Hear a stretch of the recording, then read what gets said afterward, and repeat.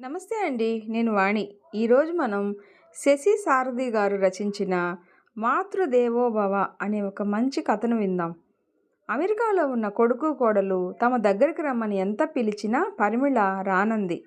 ఆ రోజు మాతృ దినోత్సవం అంటే మదర్స్ డే. ఎప్పుడూ నిశ్శబ్దంగా ఉండే ఆ వృద్ధాశ్రమంలోకి ఆ రోజు సందడి తీసుకుని వచ్చింది. పరిమళకి తను చిన్నప్పుడు అమ్మకిచ్చిన మదర్స్ డే గిఫ్ట్ గుర్తుకు వచ్చింది. అసలు కథ వినేద్దామా? దూరంగా కృంగిపోతున్న సూర్యుడిని చూస్తూ కూర్చుంది పరిమళ. రోజూ చూసే దృశ్యమే అయినా ఏ రోజుకు ఆ రోజు కొత్తగా కనిపిస్తుంది. అద్భుతంగా అనిపిస్తుంది. ఇన్నేళ్ల జీవితంలో ఏనాడు రెండు సూర్యాస్తమయాలు ఒకలా కనిపించలేదు. ఎప్పుడు చూసినా ఏదో ఒక కొత్తదనం కనిపిస్తుంది. అందుకే ఆ దృశ్యం ఆ రోజే మొదటిసారి చూసినంత ఆసక్తిగా చూస్తుంది. ఆ రోజు మాతృ దినోత్సవం అంటే మదర్స్ డే. ఎప్పుడూ నిశ్శబ్దంగా ఉండే ఆ వృద్ధాశ్రమంలోకి ఆ రోజు సందడిని తీసుకుని వచ్చింది. రోజంతా అందులో ఉండేవారు పిల్లలతో, మనుమలతో చాలా హడావిడిగా గడిచింది. ఆ ఆశ్రమ వాటికలో ఉంటున్న కొంతమంది ఎవరూ లేనివారు కూడా ఉన్నారు. వాళ్ళు బాధపడకుండా ఉండేందుకు నిర్వాహకులు స్కూల్సు, కాలేజీల నుంచి స్వచ్ఛందంగా ముందుకు వచ్చిన పిల్లలను వారికి మనుమల కింద తీసుకొని వచ్చారు. సాయంత్రం అయ్యేటప్పటికి కోలాహలమంతా సద్దుమణిగింది. అందరూ ఎవరి గదులకు వాళ్ళు వెళ్ళిపోయారు. అప్పుడే ఆ ఆవరణలో ఆ ప్రశాంతత మధ్య పరిమళ ఒంటరిగా కూర్చొని ఉంది. ఆ వయసులో ఆ పరిస్థితుల మధ్య ఉన్న చాలామందిలాగా మనోవేదనతో కృంగిపోకుండా తృప్తిగా ఉంది. మనసులోని సంతృప్తి ఆమె ముఖంలో ప్రతిఫలిస్తుంది. ఆ ఆశ్రమ వాటికలో ఉంటున్న చాలామంది జీవితంలో ఉన్నత శిఖరాలు అధిరోహించిన ధనికులే. వారిలో చాలామంది పిల్లలు విదేశాల్లో లేదా పొరుగు రాష్ట్రాలకు వలస వెళ్ళిన వారే. వారు ఈ ఆశ్రమానికి రావటానికి ఒంటరితనం ముఖ్య కారణమైతే, ఒంటరిగా నివసించే వృద్ధులపై దాడులు పెరగడం కూడా ఒక కారణం. వీరు ఇలా ఆశ్రమంలో ఉండడం వల్ల వారి పిల్లలు కూడా వీరి గురించి చింత లేకుండా ఉంటారు. పరిమళ చుట్టూ ఉన్న ప్రశాంతతను భంగం చేస్తూ సరస్వతి వచ్చింది. మీ అబ్బాయి వెళ్ళిపోయినట్టున్నాడు అంటూ సంభాషణ ప్రారంభించింది. అవునన్నట్టుగా తల పంకించింది పరిమళ. ఈ రోజుల్లో పిల్లలకు తల్లిదండ్రులపై బొత్తిగా ప్రేమాభిమానాలే తక్కువయ్యాయి. ఏదో మొక్కుబడిగా వచ్చి ఎప్పుడెప్పుడు బయటపడదామా అని చూస్తుంటారు. తన పిల్లలపై ఆమెకున్న అసహనాన్ని వ్యక్తం చేసింది. అలా ఎందుకు అనుకోవాలి? మన రోజులకు ఇప్పటి రోజులకు చాలా తేడా ఉంది. మనకున్న ఖాళీ సమయం వీళ్ళకు లేదు. వాళ్ళ ఉరుకుల పరుగుల జీవితాల్లోంచి కనీసం ఈ ఒక్క రోజైనా మన కోసం కేటాయిస్తున్నందుకు నిజంగా మనం సంతోషించాలి నవ్వుతూ అంది పరిమళ.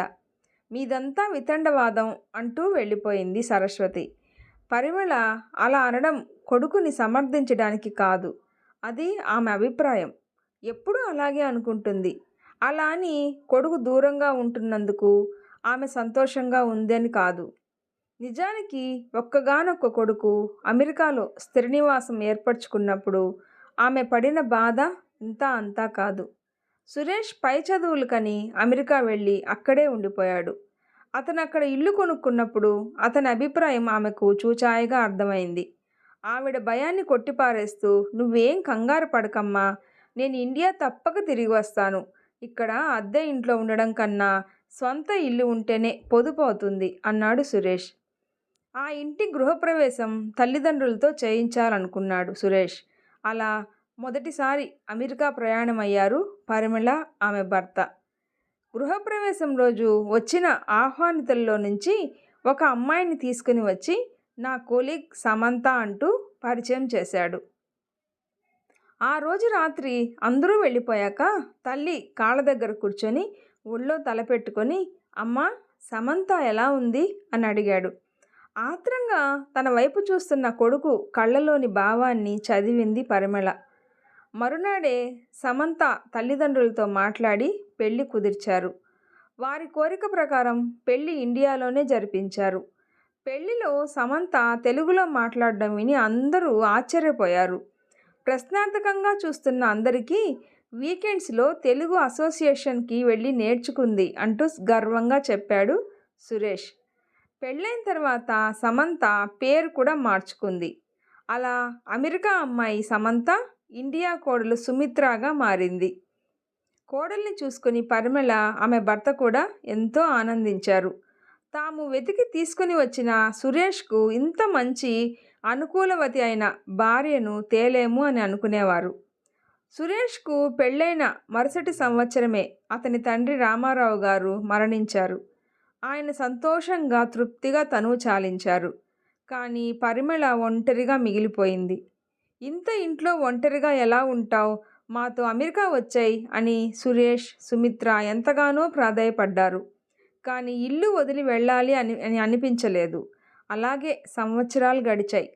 సురేష్ 2 పిల్లలకు తండ్రి అయ్యాడు. ప్రతి సంవత్సరం కుటుంబంతో ఇండియా వస్తూనే ఉన్నాడు. రోజుకు 2 సార్లు ఫోన్ చేసి బాగోగులు కనుక్కుంటూ ఉంటాడు. అయినా ఏదో వెలితి.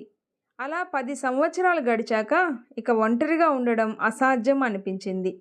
ఫోన్ చేసి సురేష్ను ఒకసారి రమ్మని అడిగింది. కంగారు పడుతూ వెంటనే వచ్చాడు. ఇంకా ఒంటరిగా ఉండలేనురా, ఏదైనా ఓల్డేజ్ హోమ్ చూడు, అందులో చేరతాను అని చెప్పింది. దానికి సురేష్ చాలా బాధపడ్డాడు. మళ్ళీ అమెరికా వచ్చేయమని బలవంతం చేశాడు. కానీ ముందులాగే పరిమళ తిరస్కరించింది. ఈ వయసులో అక్కడికి వచ్చి ఆ వాతావరణంలో ఇమడడం కష్టం రా అన్నది. దానికి సురేష్, ఇంత పెద్ద ఇల్లు ఉంది, ఓల్డేజ్ హోమ్లో చేరడం ఎందుకమ్మా, నీకు అన్ని సౌకర్యాలు ఇక్కడే ఏర్పాటు చేస్తానమ్మా అన్నాడు. ఇప్పుడు సౌకర్యాలు లేవని కాదురా, రోజులు బాగోలేవు, ఎవరినీ నమ్మలేము. మొన్నటికి మొన్న పక్క వీధిలోని రిటైర్డ్ జడ్జి గారిని, ఆయన భార్యను హత్య చేసి ఇల్లంతా దోచేశారు. బాగా తెలిసిన వాళ్ళ పనేనంట. ఇక ఇలా ఒంటరిగా ఉండడం మంచిది కాదురా. ఇక్కడ నేనెలా ఉన్నానోని నువ్వు కూడా కుదురుగా ఉండలేవు. ఓల్డేజ్ హోమ్లో మాలాంటి వారికి రక్షణ ఉంటుంది. భయం లేకుండా నిశ్చింతగా శేష జీవితం గడుపుతాం అన్నారు. అప్పుడు కూడా పరిమళ కొడుకుని తిరిగి వచ్చేయమని అడగలేదు. తల్లి అంతగా వివరించాక సురేష్ ఆమెను ప్రస్తుతానికి ఓల్డేజ్ హోమ్లో ఉంచడానికే నిర్ణయించుకున్నాడు. ఊర్లో ఉన్న వృద్ధాశ్రమాలన్నీ చూసి వచ్చాడు. అతనికి ఆశ్రమ వాటిక బాగా నచ్చింది. ఒక వారం రోజుల్లోనే అన్ని ఏర్పాట్లు పూర్తి చేశాడు. అప్పుడు ఇల్లు ఏం చేయాలి అనే సంభాషణ వచ్చింది. నీ ఇష్టంరా, నీకు ఎలా బాగుంటుంది అని అనిపిస్తే అలా చెయ్యి. అద్దెకు ఇవ్వచ్చు, ఇల్లు అమ్ముదామన్నా నాకేమీ అభ్యంతరం లేదు అని పరిమళ అంటే కళ్ళనీళ్లు తెచ్చుకున్నాడు సురేష్. అలా అనకమ్మా, ఈ ఇంటి కోసం నువ్వు నాన్నగారు ఎంత కష్టపడ్డారో నాకు తెలుసు. ఈ ఇంట్లో నా చిన్నతనపు తీపి గుర్తులు ముడిపడి ఉన్నాయి. ఈ ఇంట్లో ఇంకెవ్వరు ఉన్నా నేను సహించలేనమ్మా. నా పిల్లలు, వాళ్ళ పిల్లలు ఈ ఇంట్లోనే పెరగాలని నా కోరిక. అది ఇప్పట్లో అసాధ్యం అనిపిస్తున్నా అదే నా అభిమతం అన్నాడు. ఈ సంఘటన జరిగి అప్పుడే సంవత్సరం గడిచిపోయింది. పరిమళకు ఆశ్రమ వాటికలో కాలక్షేపం బాగానే జరిగిపోతుంది.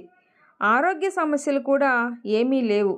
అయినా అప్పుడప్పుడు కొడుకు, కోడలు, మనుమలు దగ్గర ఉంటే బాగుండును అని అనిపిస్తుంది. ఈరోజు కొడుకు రావడం ఆమెకు ఎంతో ఆనందం కలిగించింది. మనసు ఆమె చిన్నతనం వైపు వెళ్ళింది. మాతృ దినోత్సవం యొక్క ఔచిత్యం గురించి తెలిసిన రోజు గుర్తుకు వచ్చింది. అప్పటి సంగతులన్నీ నిన్న మొన్న జరిగినట్టు స్పష్టంగా ఉన్నాయి. ఆ రోజులు ఆమె హృదయంపై అంత పటిష్టమైన ముద్ర వేశాయి. ఆ సంవత్సరం పరిమళకు స్కూల్లో ఆఖరి సంవత్సరం. ఆ సంవత్సరమే మదర్స్ డే గురించి తొలిసారి తెలిసింది. అప్పుడే పరిమళకు పిల్లలపై తల్లికి ఉండే వెలకట్టలేని మమకారం గురించి తెలిసింది. ఆ రోజు నుంచి పరిమళ మనసంతా ప్రేమతో నిండిపోయింది. ఇప్పుడు దాదాపు 50 సంవత్సరాల తర్వాత ఎంత పనైనా నోరు మెదపకుండా, గొంతు పెంచకుండా చేస్తూ అందరికీ అనురాగం పంచి ఇచ్చిన తల్లి గుర్తుకు వచ్చింది. ఎప్పుడో జరిగి ఎప్పటికీ తిరిగి రాని ఆ రోజులు ఇప్పుడే జరిగినట్టు కళ్ళ ముందు కదలాడాయి. పరిమళ స్కూల్ ఫైనల్ చదువుతుండగా మొదటిసారి మదర్స్ డే గురించి తెలిసింది. స్కూల్లో అందరూ అదే మాట మాట్లాడుకుంటున్నారు. కానీ పరిమళలో మాత్రం ఎలాంటి ఉత్సాహం లేదు. పరిమళకు తల్లితో చనువు తక్కువ. ఏదైనా పని చెప్పడానికి లేదా తమ్ముడినో చెల్లెలినో ఎత్తుకోవడానికి మాత్రమే తల్లి తనను పిలుస్తుందని, తల్లికి తనపై ఏ విధమైన ప్రేమ లేదని ఆమె అనుకునేది. పరిమిళ వాళ్ళకి 2 ఎకరాల మాగాణి భూమి ఉంది. పొలంలో తండ్రి కష్టపడితే ఇంట్లో ఎటువంటి సహాయం లేకుండా పనంతా తల్లే చేసుకునేది.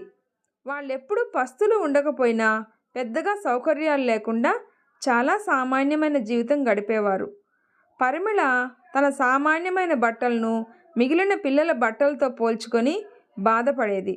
ఇక మదర్స్ డే గురించి ఆమె ఏం పట్టించుకుంటుంది? ఆమె స్నేహితులందరూ ఏదో ఒక బహుమతి కొంటున్నారు. డబ్బు లేని వారు వాళ్ళ చేతులతో ఏదో ఒకటి చేస్తున్నారు. మదర్స్ డే రోజు బహుమతులు చూసుకొని తల్లుల మొహాల్లో కనిపించే ఆశ్చర్యం గురించి అప్పుడే మాట్లాడుకుంటున్నారు. కానీ పరిమళ మాత్రం ఇదేంటి, మనకెప్పుడూ తెలియంది ఇప్పుడెందుకు చేసుకోవాలి అనేది. మదర్స్ డే మర్నాడనగా స్కూల్ త్వరగా వదిలిపెట్టడం వల్ల ఇంటికి మధ్యాహ్నమే తిరిగి వచ్చింది పరిమళ. ఎప్పటిలాగే వీధి తలుపు వేసి ఉంది. పక్కన ఉన్న సందులో నుంచి ఇంటి వెనకకు వెళ్ళింది. ఆమె పేరు వినిపించి అక్కడే ఆగిపోయింది. నేనేం చేయను కాంతా, నీకు మా పరిస్థితి తెలుసు గదా. పనికి మనిషిని పెట్టుకోలేము. కానీ పరిమళకు ఈ సంవత్సరం స్కూల్లో ఆఖరి సంవత్సరం అంట. పెద్ద పరీక్ష రాయాలంట. దానికి పని చెప్పాలంటే బాధగా ఉంటుంది. కానీ ఒంటరిగా చేసుకోలేక దాని సాయం తీసుకోవాల్సి వస్తుంది. అలా దానికి పని చెప్తున్నప్పుడు ఎంతో బాధపడుతున్నాను. అందుకే దాంతో సరిగ్గా మాట్లాడలేకపోతున్నాను కూడా. తల్లి గొంతులోని నిస్సహాయత పరిమళ గుండెల్ని పిండివేసింది.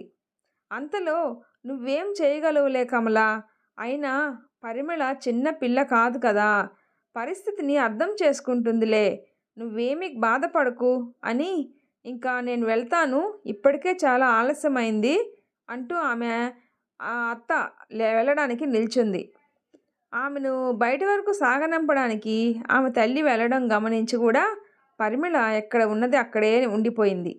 ఆమె హృదయం అంతా ఆనందంతో నాట్యం చేస్తుంది. మనసంతా తల్లి పట్ల ప్రేమతో నిండిపోయింది. ఆ నిమిషంలో ఆమె జీవితం మారిపోయింది. ఇన్నాళ్ళు తల్లి మనసు అర్థం చేసుకున్నందుకు ఎంతో బాధపడింది. ఆమెకు అప్పుడే మర్నాడు మదర్స్ డే అని గుర్తుకు వచ్చి ఇంకా బాధపడింది. అయ్యో, అమ్మ మనసు ఒక్కరోజు ముందు తెలిసినా ఎంత బాగుండేది. ఇప్పుడు ఏం చేయాలి అనుకుంటూ మదనపడింది. నేనేమైనా ఇచ్చినా ఇవ్వకపోయినా అమ్మ ఏమీ తేడా చూపించదు. కానీ ఏదైనా చెయ్యాలి, అమ్మకి నా ప్రేమ తెలపాలి అనుకునింది. ఇంతలో లోపలికి వచ్చిన కమల కూతుర్ని చూసి, పరిమళ ఎప్పుడొచ్చావమ్మా అని సమాధానం కోసం చూడకుండా రా అంటూ పళ్ళెంలో సున్నుండలు చేగోడీలు తెచ్చి తిను, కాంతమ్మత్త తెచ్చింది అని ఇచ్చింది. ఇంతకుముందు ఎప్పుడూ లేని విధంగా తల్లి నడుం చుట్టూ చేయి వేసి ఆమె గుండెల్లో ముఖం దాచుకుంది పరిమళ. దాంతో కమల కంగారు పడుతూ, ఏమైందమ్మా, స్కూల్లో మాస్టర్ కోప్పడ్డారా అని అడిగింది. లేదమ్మా అంటూ, అమ్మా రేపు మదర్స్ డే అని చెప్పింది. అంటే అన్న తల్లి ప్రశ్నకు ఏం చెప్పాలో తెలియక రేపు ఆదివారం అమ్మా అని మాత్రం అనగలిగింది. అయితే రేపు ఆలస్యంగా లేపమంటావా అన్న తల్లి ప్రశ్నకు అవునంటూ తల ఊపింది. అప్పుడే ఆమెకు ఒక ఆలోచన వచ్చింది. రాత్రి పడుకునేటప్పటికి ఏం చేయాలో నిర్ణయించుకుంది. రోజు కమల 4 గంటలకే లేచి వీధి గుమ్మం పెరడు తుడిచి కళ్ళాపు జల్లి ముగ్గులు పెట్టి తర్వాత పశువుల శాల తుడిచి ఆవు పాలు పిండుతుంది. మర్నాడు ఆ పనంతా చేసి తల్లిని ఆశ్చర్యపరచాలని తీర్మానించుకుంది పరిమళ.